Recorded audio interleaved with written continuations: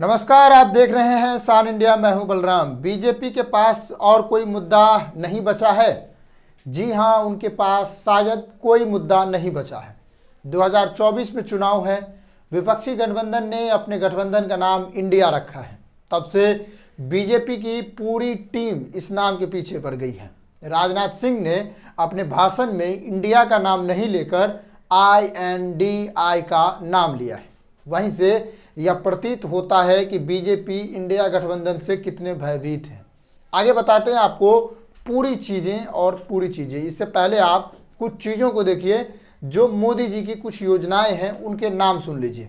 Khelo India, make in India, skill India, digital India, भागो India, ऐसे अनेकों योजनाएं हैं जो इंडिया से शुरू होती है और इंडिया इंडिया इंडिया पर जाकर ख़त्म हो जाती है।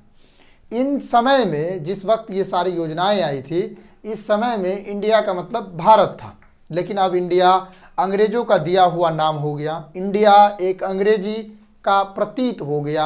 इंडिया अब अंग्रेजी को तवज्जो देने वाली भाषा बन गई। ऐसी कई योजनाएं आती रही जाती रही जो इंडिया से शुरू हुई और इंडिया पे आके ही ख़त्म हो गई।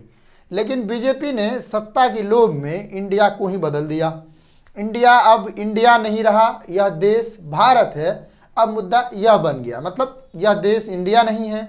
इस देश का कभी नाम भारत था, भारत है। इसका नाम कभी न इंडिया होगा, न इंडिया था, न इंडिया है।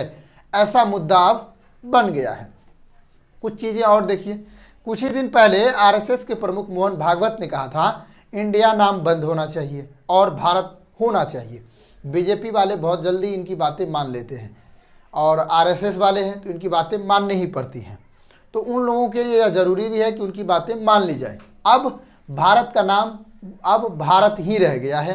अब उनका नाम इंडिया नहीं रहा। हम लोग दो ऑफिशियल नेम थे हमारे कॉन्स्टिट्यूशन में, एक इंडिया दैट इज़ भारत, दोनों नेम का यूज करते थे।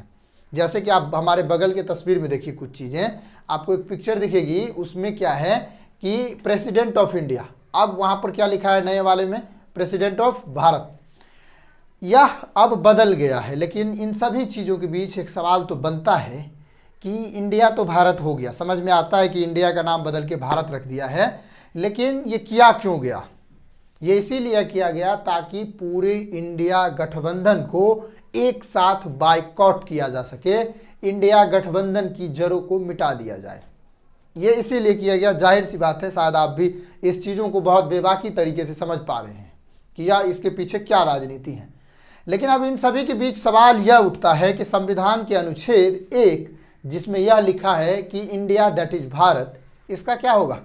क्या यह भी बदलेगा? यह तो देखना पड़ेगा। लेकिन इसके बदलने के लिए संशोधन करने पड़ेंगे और संशोधन होगा तो इसका मतलब है कि हम बुजुर्गों ने जो हमें संविधान दिया है, हम उसके संविधान का उल्लंघन कर रहे हैं। उसने जो हमें दिया है हम उसको बदल रहे हैं।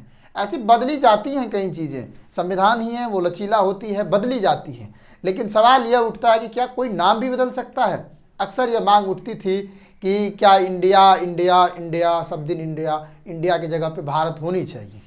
यह आपको भी लग रहा होगा। लेकिन कहीं ना कहीं आप इन चीज़ों को गौर से देखें तो आपको लगेगा कि ये राजनीतिक हित के लिए किया जा रहा है, न कि ऐसे कार्यों के लिए। हालांकि यह देखना होगा कि अब क्या होता है, इसके परिणाम क्या निकलते हैं। ऐसे आप इन राजनीति के शिकंजे को, बीजेपी को किस तरीके से देखते हैं? ये कितना सही है इस तरह की राजनीति और कितना गलत, ये सब आप लोग बताएंगे। हम आपके कमेंट्स का इंतज़ार करेंगे।